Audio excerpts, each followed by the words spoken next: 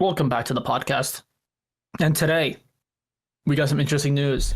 Nvidia continues to lower their standard and to make their company even more shit than they already are. The one pristine company that everyone bought graphics card from now is slowly turning into a company that we don't even know anymore. So, if many of you guys have not been on the internet in the past 2-3 days, they came out with a snippet of DLSS 5. For people who don't know, DLSS basically kind of enhances. It basically if you run at like a low FPS, like let's say your PC can't handle, I don't know, a AAA game that runs on, let's say, Unreal Engine 5, like graphically intensive, your PC can't really handle it at, let's say, 120 is like what you're looking for. So your PC can only run it at 80. So what DLSS does is it takes your 80 frames and then it kind of guesses what's in the middle and it artificially makes these new frames to make your game look as though it's running at 120 or whatever FPS you set it for. And it's actually a pretty cool technology. Sometimes it doesn't really work well. Like there's some games that it just doesn't work well for, or like if the discrepancy in FPS is too much. Like if your PC is a shitbox and you're running at like 30 FPS and you're trying to get 100, it's going to look terrible because it has to do too much guesswork. But yeah, some games works well, some games doesn't. Also depends on your hardware. But now it seems like they're using DLSS to just like change what the graphics look like entirely in some games. Yeah, it looks like it was AI generated. Like the graphics were saying everything about it. It just looks AI generated, right? It looks disgusting. It doesn't look good at all. I don't know what they're thinking, to be honest with you, because if you look at the game, it looked like Resident Evil. They put, like, one of them examples was Resident Evil. Yeah. And they had Grace and then they had Leon. And they did not look like Grace or Leon at all. It looked like somebody else completely. Like, it looked really, really bad. And it's just disgusting, to be honest. It's like an Instagram filter.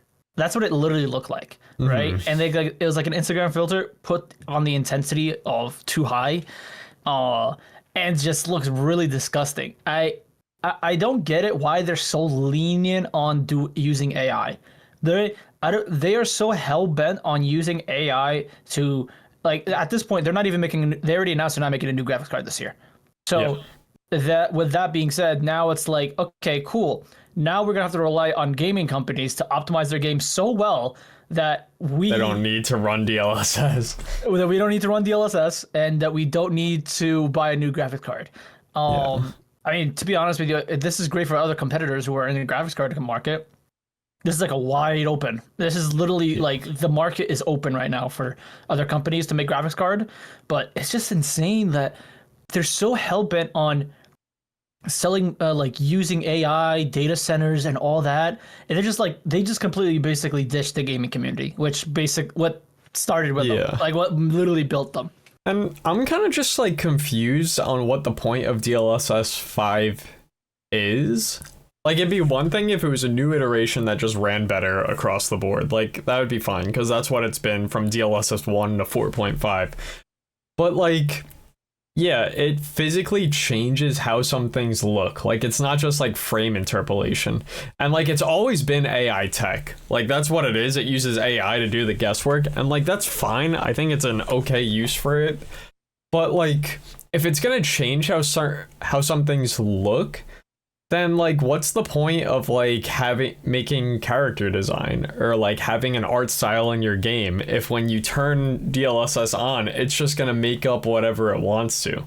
Like you said, like Grace and Leon don't look like Grace and Leon. So like, what does that say to the developers that took the time to design those characters and the art if it's just gonna be manipulated into something? So exactly. I don't know what the point of it is. Like, why if they just made it like the next version of DLSS just run smoother overall, like I feel like that's what they should be looking for this software. But no, now they're just kind of like I don't know what the market is for it, to be honest. Yeah. Again, it looks disgusting. I think, unfortunately, I have a 4060 Nvidia. This is way before that, so I'm kind of stuck with this graphics card. But again, I think it is really really bad. I think with the market and how they're handling it, it's honestly really really shit. And I really do hate the fact that they're going this way. But I mean, this is a business, but I mean, they're gonna shoot themselves in the foot. They're gonna realize that it's too late, and then when the AI bubble pops, it's gonna be, it is what it is. Speaking of terrible news, even worse news: Tekken is dead. That's it. Tekken is no longer. Game's over. Patch bad. Game bad. Characters bad. They don't know how to do balance changes. It's the Tekken is just so upsetting because they like low-key lied to or I don't know if you could say they lied, but in the season 3 trailer it says back to basics. Now some people, which I think this is wishful thinking, thought, oh, they're gonna take away heat or something, like the big mechanic of Tekken 8, and I don't think that's what they meant when they said. I think it just was like less bullshit. But it seems that like they made some changes to the game that are amazing, and they made other changes that are just like, why? Like, I don't know, some people, myself included, were hoping that we would see 0 character buffs at all in the patch. Like, I am of the belief in Tekken 8 that every character is at least A+ tier, if not S tier or S+. Like, there are no bad characters in Tekken 8, not a single one. So in a game like that, I don't think people need to be buffed, because if everybody's busted, it's one thing if it's like a game like, I don't know, Call of Duty that's casual and it's whatever, and if everything's busted, then it's funny. But in a fighting game, like when everyone is so strong and has no weaknesses, it's not that fun. So the characters that actually like super needed nerfs got them. So that's what I'm saying with, we had some good changes, like Brian, he got nerfed. He's still he probably went from S++ tier to like S tier. Anna got nerfed. She went from S++ tier to like S tier, I think. Then I think Asuka got nerfed pretty good. But then like other characters got buffed. Like Lars got buffed. Or Deviljin got buffed. And it's like, I would have loved to see 0 buffs in this entire patch and just have everybody nerfed. Yeah.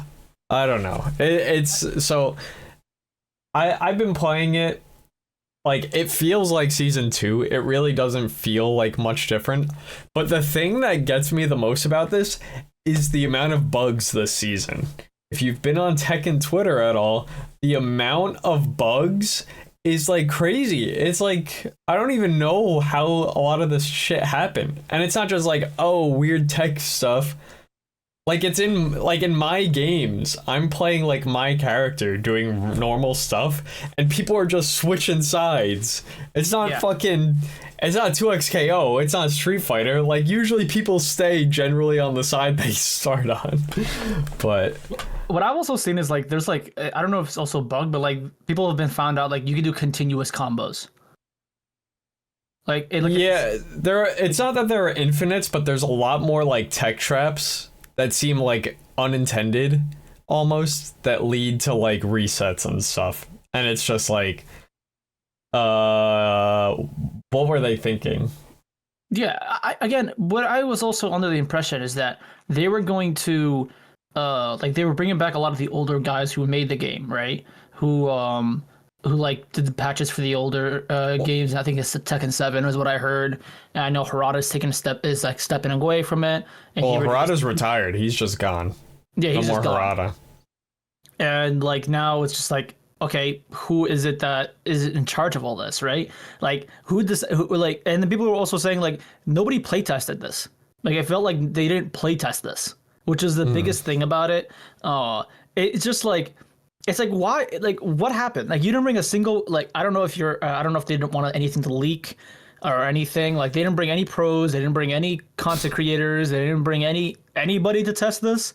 Like, you just threw this out there with no tests. And maybe, yeah, they probably did do tests, but like, there's no way. And that means the people who tested it did not know Tekken the way these content creators and these pros do know Tekken. And it was just like it's horrendous. Again, I think this is like not a coffin, not at the end of Tekken. I over exaggerated, but like this is like a major, like this is like 10 steps back with Tekken. Now they have to dedicate all of season 3 just to fix all the small things. Well, they're probably not going to be honest, because like if they had 8 months, like it's been 8 months since the last major balance patch, and like they could have just changed everything. They could have like it actually, and it's so sad because it seems like there's a lot of stuff that just be super easy, like just frame data needs to be changed on a lot of things, and then like it's fine. But if you look at the patch notes, there's like a lot of like random buffs for things, like, or nerfs to things that like didn't need to be or whatever. Like I saw a couple people on Twitter saying that like it seems like some of the devs are like playing the games against each other, and they're like one of the devs had to have been a Fang main or something, because random moves that Fang had just got buffed that like didn't need to be, and they're like, why'd you do that? Or like random moves got nerfed on certain characters that were not problem moves at all, and it's like, wow, a dev probably was struggling when they play against their friends or something. But the whole patch kind of seems like there's been this analogy going around, like there was a house fire, and there's 2 firemen, and one of them is going in and shooting water on everything, and the other guy is just pouring gasoline everywhere. So it's like half the team is trying to fix the game and half the team is trying to make it worse. Like I don't know. That's what I'm saying. Like you're bringing in people also like devs and all that have been around the game for so long. How do they constantly like ruin it? Like how did they manage to fumble the bag this hard, right? It could have also been a thing where like are they like not allowed on social media? Are they not allowed to see any of these bugs? Like I feel like if you can go on Tekken 8, so you can go on Tekken social media and you can just find bugs, issues, common issues. I mean, also pros have constantly vocalized issues regarding the game, and I feel like they don't play it. Again, I get like you want to accustom to the casuals, but if a game like Tekken 8 is not a casual thing, people are tryharding in that game. Actual Tekken players are actually trying in that game, and they want to learn. And I think also like you have to correspond with pro players. So again, I've been seeing a lot of things. I don't know if this is also a gimmick. I saw my Shaheen, he can just like snake step it like super quick now, or like a button. Yeah, because they made it in like a button input to do it instead of like a motion thing, so you could just cancel it into it.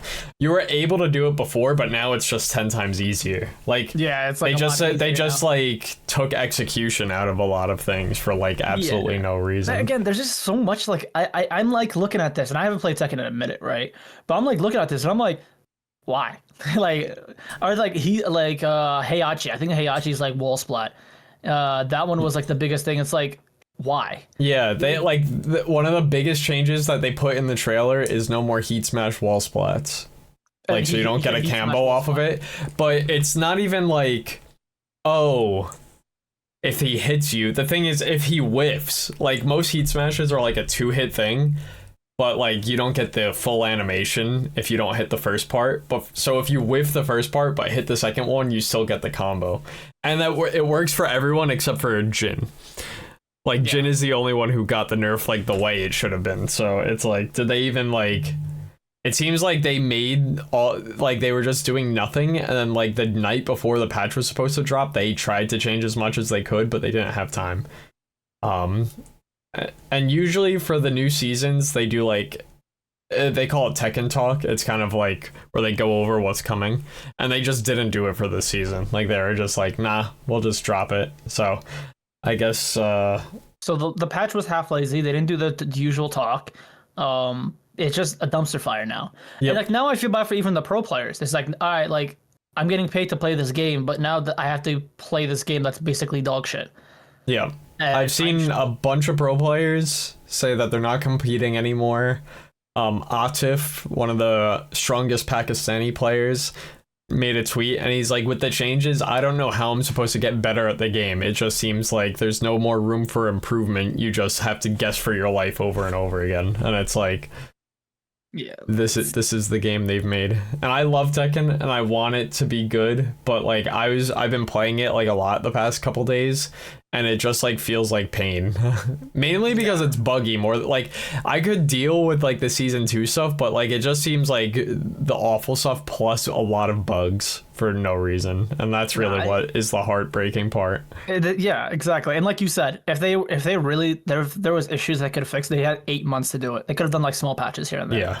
Right. Yeah. And like again, there's characters like Anna who are super strong at best, top 1 character. They nerfed her, cool, but now they just made bullshit with other characters, and it's like, all right, now let's see what happens. And like they're probably not, they might fix bugs, but they're probably not going to change a lot of stuff after this, because last season they said they didn't change anything because, oh, we don't want to mess with the competitive season. But I don't think people really care that much. Like, fucking, if League and Dota can literally drop patches mid fucking like tournament for their games, I have a feeling that like other games can like do stuff like that too. Like there's no reason. CS. Also, like for that example, they had a major patch where the reload is now a magazine, and you can like, and you like, so for example, if people don't know, like this is literally meta shifting patch, right? Where in CS, if you shoot a gun, right, and before, like imagine you shoot 10 bullets, you reload, you only reload the 10 bullets, right? Now that's not the case. Now if you reload after only using 10 bullets, you lose the entire magazine, and you only get like 3. You just drop your mags on the ground now. So yeah, no more spraying. And that's literally in the middle of a major tournament right now. Not the major, but like a massive tournament. Yeah. And that's like meta shifting, right? So like if companies can do that, I don't understand why Tekken can't do that. I promise you, fighting game players are very good at adjusting. They will adjust if they have to, especially pro players. Like pro players will adjust if needed to be. They can play like 6 different characters. Yes, they have a main, like 1 to 2 mains, but they can play like 6 different characters, and I think they'll be fine. So if you nerf something, if you fix something, they can adjust.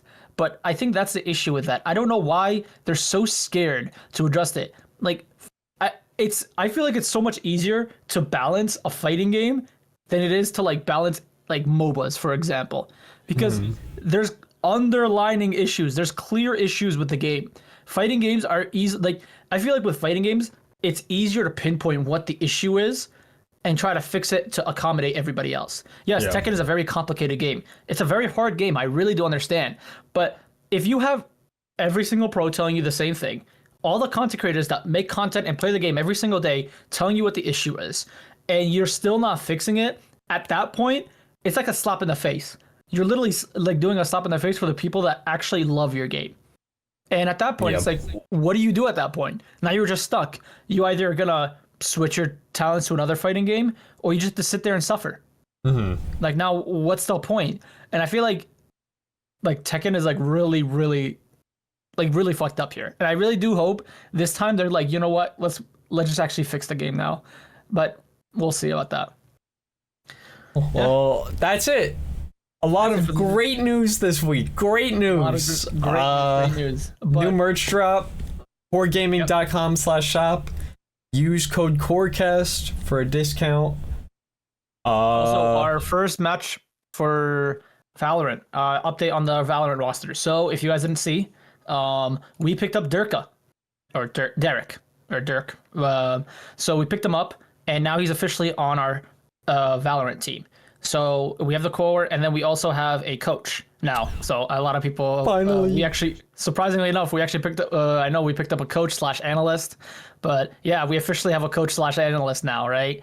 And I believe if not, our first match of the stage is gonna be next week.